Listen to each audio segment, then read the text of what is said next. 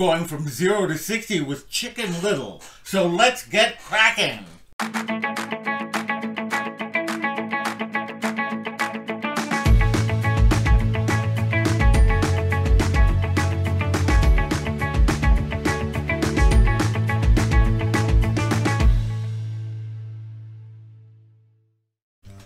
Hello all my explorers, and welcome back to Loren's Adventures out there. And if you're new, thank you so much for joining us. We really appreciate it. My name is Loren, and I'm with Castlescapes and Clones, where we discuss everything in the Disney universe. We do unboxings and hauls, pins, box swaps, Disney news, Disney reviews, and more. So if that sounds fun to you, we'd love it if you would subscribe to our channel, hit the bell for notifications, and do like this post, as it really does help us out. So we are continuing our series from 0 to 60, in which we look at the films of Walt Disney Animation Studios in chronological order. We started with Snow White and the Seven Dwarfs, and we will finish with the 60th film, Encanto. And today, we will be talking about 2005's Chicken Little. Chicken Little is loosely based on the fairy tale Henny Penny, and it tells the tale of Chicken Little, who causes a panic when he says the sky is falling.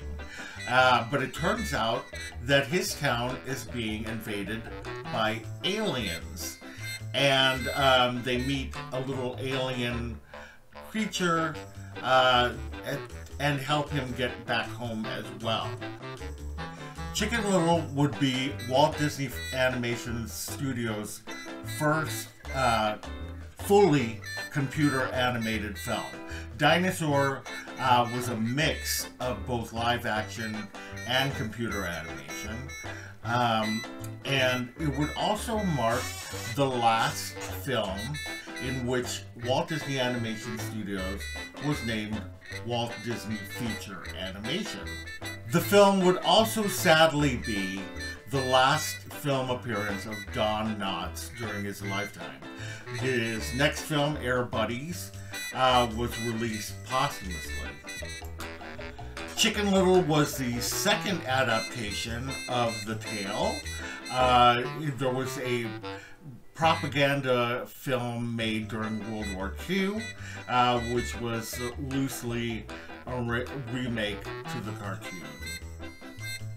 Director Mark Dindal actually developed this film in 2001. He envisioned a female chicken to be voiced by Holly Hunter that went to a summer camp, and also to repair her relationship with her father. And at the camp, she finds that her camp counselor has nefarious plans against her hometown. Dindal would pitch the idea to Michael Eisner, but he suggested that they make Chicken Little a male because if you're a boy and you're short, you get picked on. He was also told that girls will go see a movie with a boy protagonist, but boys will not see a movie with a girl protagonist. But that was the thinking of the time, and a thinking that would go on for decades. In 2003, David Stanton became the new president of Walt Disney Feature Animation, and he decided that he wanted the film to be about a boy chicken trying to save his town from space aliens. And that's when they did the rewriting process, and actually they felt like they created a much stronger, more emotional film. They did casting, and for the voice of Chicken Little, they actually considered Michael J. Fox, Matthew Broderick, David Spade, but they actually brought in Zach Braff and really liked the way that he sounded, that he kind of had a junior high kind of sound, and went with him. And then they were going to cast Sean Hayes as the ugly duckling, they rewrote the role to be a girl named Abby Mallard.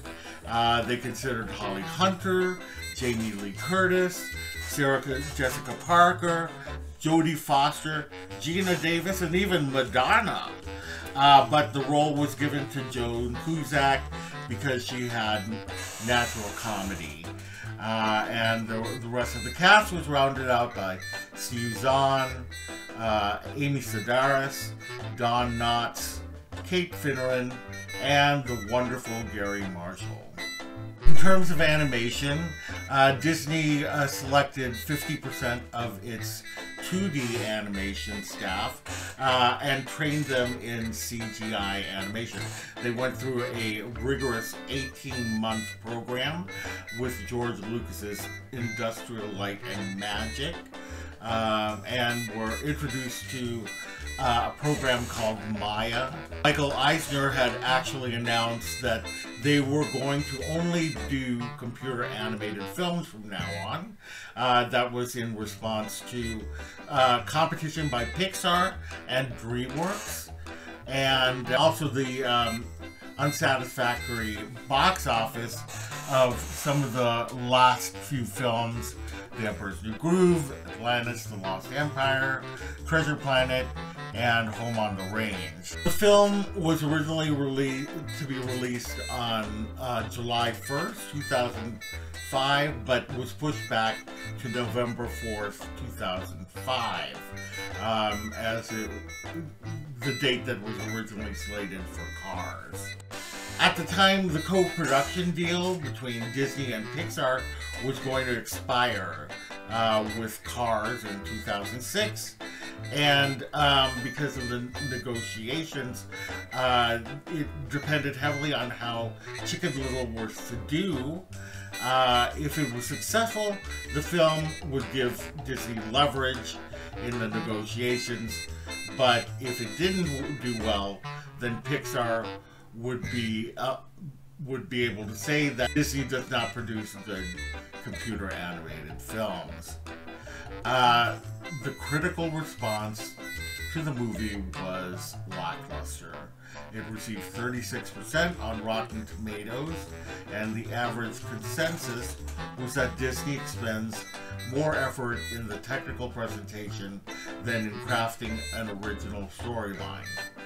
However, it did well in the box office. It opened up to #1 in its opening weekend, the first to do so since actually Dinosaur. And it claimed #1 again in the second weekend. So, believe it or not, Chicken Little reversed the slump that Walt Disney Animation Studios was going through, and was a hit regardless of the critics' response to it. So, what do I think of Chicken Little? Well, I have a fondness for it. And I think part of it is because of Gary Marshall. I love Gary Marshall so much, and I also love Joan Cusack as Abby Mallard. I don't know. There's something cute about it. I like it. Every so often I'll watch it and I'll enjoy it.